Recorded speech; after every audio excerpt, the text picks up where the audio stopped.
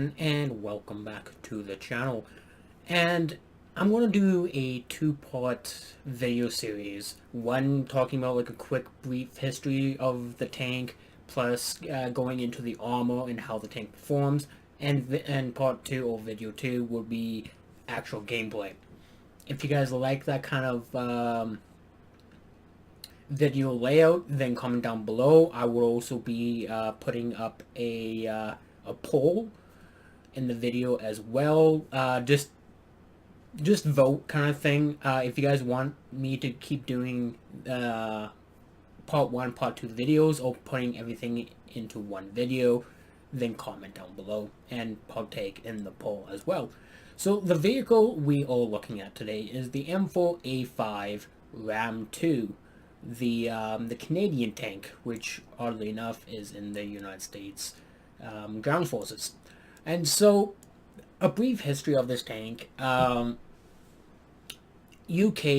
desperately needed some tanks, and the Americans were coming out with the M3 Lee. And so the Canadians are like, okay, well, we want to do something, so how about give us some of the M3 tanks, and we can, modify them as we wish. And so the development of the Ram was started. As built, the Ram was never used as a combat vehicle, but it was used as a crew training tank or vehicle in Great Britain up to the mid-1944. And a Ram 2 is still encased in the Dutch line that, the Dutch defensive line that you can still see today. So pretty much all that means is it's a turret that's encased into the ground, and it's just used as a static defense. So how is it really in game? Well, it gets a 57mm or 6-pounder gun, quick firing Mark III cannon with an ammo load of 92 rounds. It gets the 7.62mm gun, but it has 3 of them.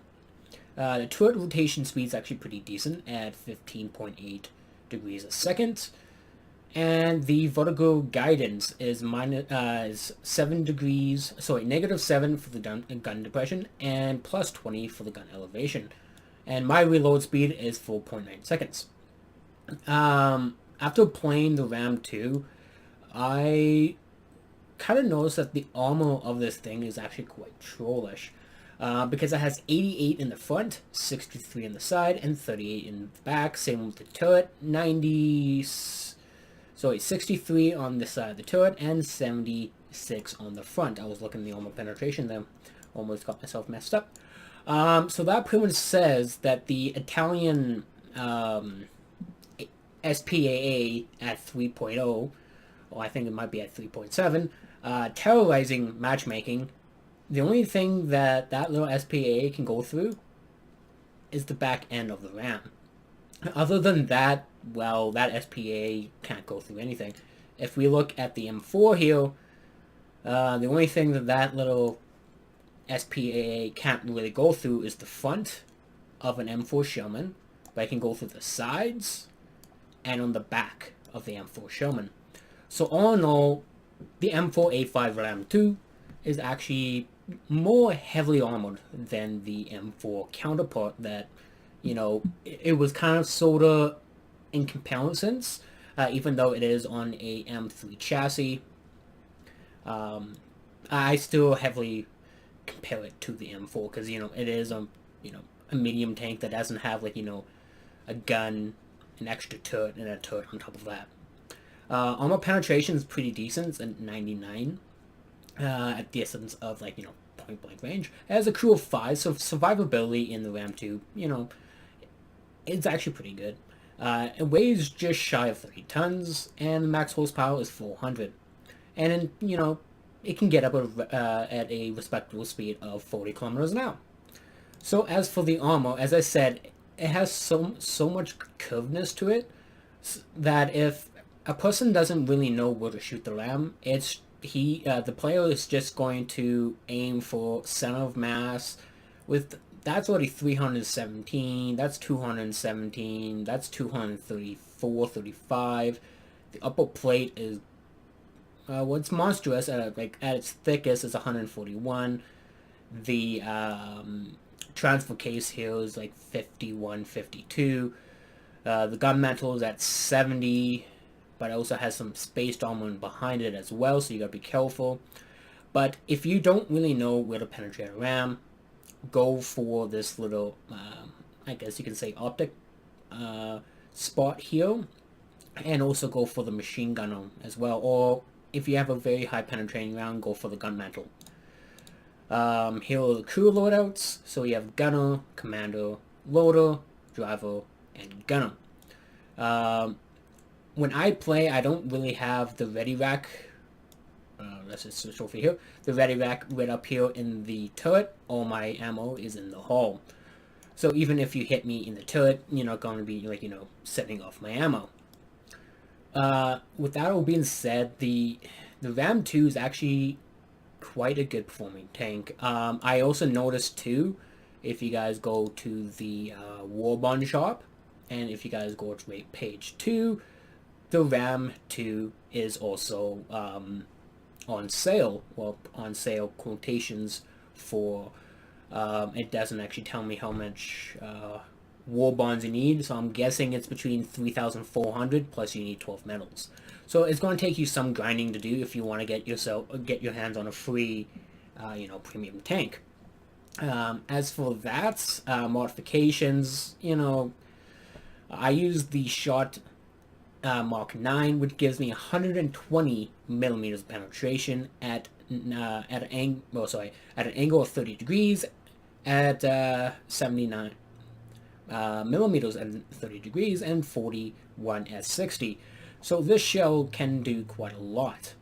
If we look at the M4 here, it only has 101, and that is a 75 compared to a 57 quick-firing gun. So you might be thinking to yourself, well, is the RAM actually worth it? The max repair cost will cost you 2,350 lions. Reward is 390% for the XP, 300% for the lions, and yeah, this is a good crew trainer, a good moneymaker as well.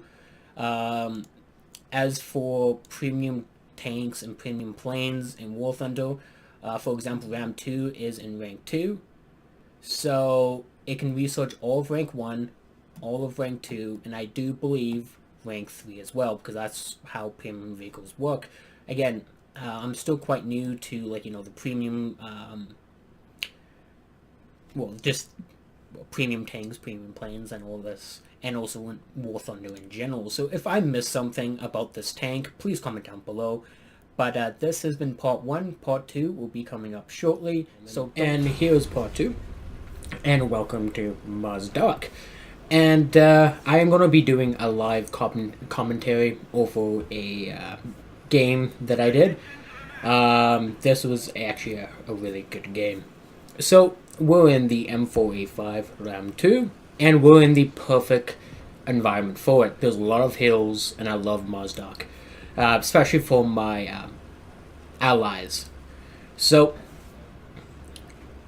I know with the other video I did, I was saying I was really praising this. Well, a little break in the action here. We see the 88 flak bus. We take out first shot, and we take out the gunner and loader. And there's 6 crew in that tank, so we have to do what we have to do. So I'm trying to get him, and we get shot by a Panzer F2. And we managed to get the kill assist on the 88 centimeter flak bus. And so I was at this moment, I'm like, okay, great. I took too long killing that flak 88, and I'm going to die.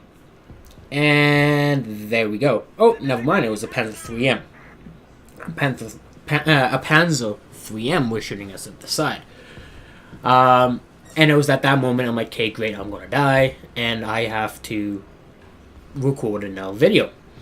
But no. The Panzer 3M dies, and we manage to see another tank off in the distance there. We take a little punt at him, and we miss. And this is where I think I start to use my range finding.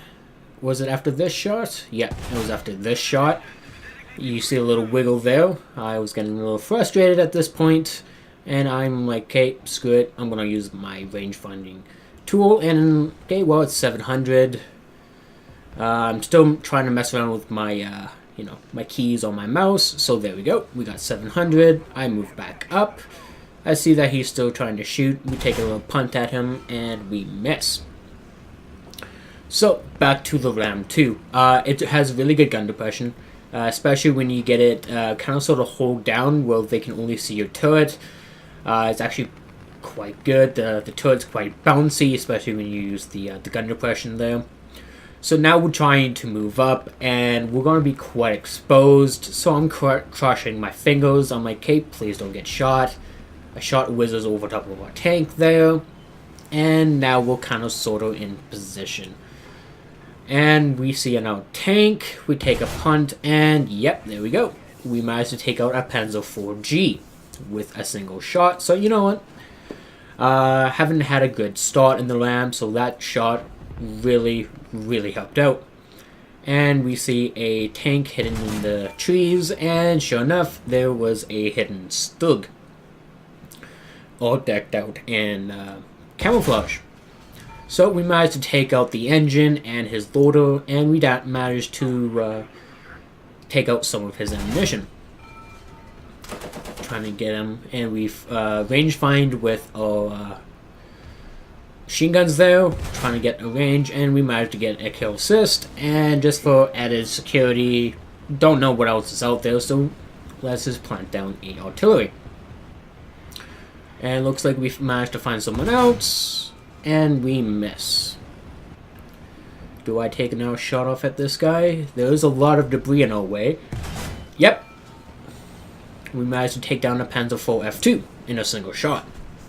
So, at range, the Ram is actually quite good. And again, anywhere that you can find hills, terrain, obstructions, or anything like that, use them to your advantage. Especially in the Ram. The one thing I did not talk about in the part 1 video was the reverse speed of this tank. It only goes -5. Not as bad as the Comet or the Cromwell at -3, I do believe, respectively. But, you know, -5 is still pretty good. Don't overexpose yourself in the Ram, because you will pay for it. So we're trying to get some cheeky shots off against the enemy plane there, and our gun doesn't elevate that high, so I'm like, okay, well, you know what, screw it. Our AA is bound to get him, so we crest the ridge here, and we don't see anything, and I fluff around quite a bit in this position here, because what I want to go is on that road, just on the other side of this green pasture here. So now we're like, okay, well, let's get our ass into gear and move forward. Because now we're heavily winning. The Axis are kind of on the back foot now. And so, yep, I get some shot off at the plane there. And now we're at our position. And there is a vulnerable vent. We managed to take out the commander and loader. And with SPAA, you don't really have to worry about getting shot at in this thing. Because unlike the Sherman, this thing can actually hold its own against SPAA. And right here, it was an extremely risky move. The whirlwind takes out, puts out the fire there, and I was heavily exposed. And here is whirlwind number 2. Managed to take him out in a single shot, and here's another SPAA that wants to try to take a punt at our Ram. And there we go. We managed to take out him as well. For those who are asking, I am using the, I think it is the 120 millimeter penetration round in the Ram. And we find another Panzer. We take a shot at him, but we hit him at a very funky angle. So he's going to be stationary. He takes a shot. We manage to take him down. And so with that, there's not really much more of this gameplay. I just hope that with this video that I did, it showcases what I was talking about with the RAM, with its survivability, and with its somewhat good mobility. And the reason why I wanted to make this, again, showcasing from part 1, is that the RAM is on, I guess you can say, sale in the War Bond shop. So I'm just trying to help out people who are wanting to get this vehicle from themselves. And it's a shame that War Thunder doesn't have a Commonwealth nation or putting the RAM and the Grant in their respective nations, i.e. being Britain, especially with all the other Commonwealth vehicles that Britain does have. So with that all being said, ladies and gentlemen, I really hope that you guys enjoyed today's video. Don't forget to hit the subscribe button, and I'll catch you guys next time.